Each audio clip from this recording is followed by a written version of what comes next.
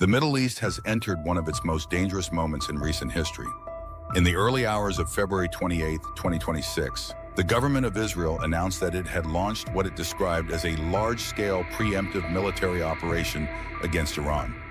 Within hours, officials in the United States confirmed that American forces were participating in coordinated strikes, marking a dramatic escalation in tensions that had been building for years.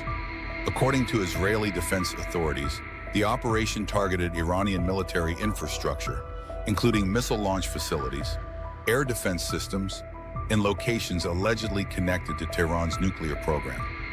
The Israeli leadership stated that intelligence assessments indicated imminent threats, including preparations for potential missile or drone attacks, and that action was taken to neutralize those threats before they could materialize. Reports from inside Iran began emerging shortly after midnight. Residents in Tehran described hearing multiple explosions across different districts of the capital. Witnesses reported flashes in the sky followed by loud blasts that shook residential neighborhoods. Videos circulating on social media appeared to show smoke rising from several locations, although independent verification of specific targets remains limited. Iranian state media acknowledged that explosions had occurred, but initially provided few details. Authorities announced that air defense systems were activated and that several incoming projectiles had been intercepted. Airspace over parts of the country was temporarily restricted as military and emergency units mobilized. In a televised statement, Israeli officials described the strikes as necessary defensive action. They emphasized that for years, Israel has viewed Iran's expanding missile arsenal and nuclear enrichment activities as existential threats. Leaders in Jerusalem have repeatedly warned that they would act militarily if diplomacy failed to halt what they see as Iran's march toward advanced weapons capability. Shortly after Israel's announcement, American officials in Washington confirmed U.S. involvement. Senior defense representatives stated that American aircraft and naval assets participated in coordinated strikes designed to degrade Iran's long-range strike capacity and limit its strategic deterrence capability. Officials described the operation as precise and intelligence-driven, aimed at military installations rather than civilian infrastructure. The joint nature of the operation signals a significant shift. While Israel has previously conducted unilateral strikes in Syria and reportedly against Iranian targets in the past, open and acknowledged coordination with the United States inside Iranian territory represents one of the most serious escalations in decades. Inside Israel, authorities prepared immediately for retaliation. Air raid sirens sounded in multiple cities, and the government placed the country on heightened alert. Schools were closed, public gatherings restricted, and reserve military units mobilized.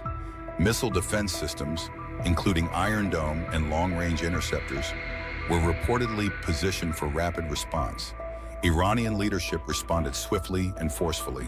Senior officials condemned the strikes as acts of aggression and violations of national sovereignty.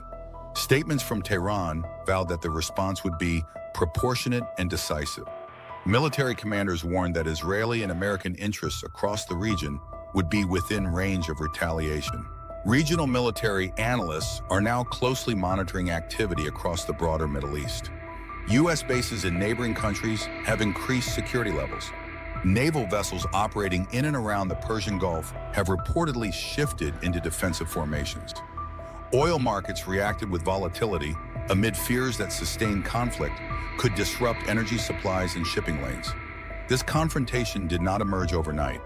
For more than a decade, Israel and Iran have been engaged in what many analysts describe as a shadow war. That conflict has included cyber attacks, sabotage operations, targeted assassinations, and proxy engagements across Syria, Lebanon, and Iraq. Iran's support for regional armed groups and Israel's repeated airstrikes on Iranian-linked targets in Syria have kept tensions simmering just below the threshold of open warfare. Diplomatic efforts in recent months sought to revive stalled negotiations regarding Iran's nuclear activities. However, talks reportedly broke down over disagreements on sanctions relief, uranium enrichment levels, and international inspection frameworks. Israeli leaders had consistently argued that negotiations were failing to halt Iran's technical advancements, while Iranian officials accused Western governments of bad faith and economic pressure. The current operation appears to be the culmination of that diplomatic collapse. At this hour, the full scope of the damage inside Iran remains unclear. Casualty figures have not been independently confirmed. Satellite imagery analysts are working to assess the impact on suspected military sites. Communications disruptions in certain areas have complicated reporting. Meanwhile, global leaders are urging restraint. Several European governments have called for immediate de-escalation. The United Nations has scheduled emergency consultations. Neighboring countries have temporarily closed portions of their airspace as a precaution. The central question now is whether this will remain a limited exchange or spiral into a broader regional war. Iran possesses a substantial missile arsenal capable of reaching Israeli territory. It also maintains influence through allied groups across the region, which could open multiple fronts. At the same time, Israel's military capabilities, including advanced air power and missile defense systems, remain among the most sophisticated in the region. The United States, with its global reach and regional bases, significantly alters the strategic equation.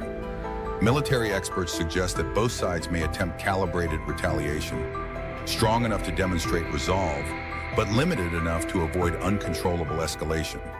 However, history shows that once direct military exchanges begin, miscalculation becomes a serious risk. Financial markets are already reacting. Energy prices have fluctuated sharply, and investors are watching closely for signs of disruption to oil exports. Commercial airlines have rerouted flights away from conflict zones. Insurance rates for shipping and strategic waterways are rising. Beyond the military dimension, the human cost looms large. Civilians on both sides are bracing for uncertainty. Families in Israel have moved closer to shelters. Residents in Tehran and other Iranian cities are awaiting official updates as emergency services assess damage. The coming hours will be decisive. Intelligence agencies worldwide are monitoring missile launches, drone activity, and cyber operations. Diplomats are working behind closed doors in hopes of containing the crisis before it widens further. What began as a pre-dawn operation has rapidly transformed into a moment that could reshape the balance of power in the Middle East. Whether this confrontation becomes a brief but intense exchange or the opening chapter of a prolonged regional conflict now depends on decisions being made in Tehran, Jerusalem, and Washington. For now, the world watches, aware that events unfolding in this volatile region could have consequences far beyond its borders. We will continue to monitor verified developments and bring you updates as this situation evolves.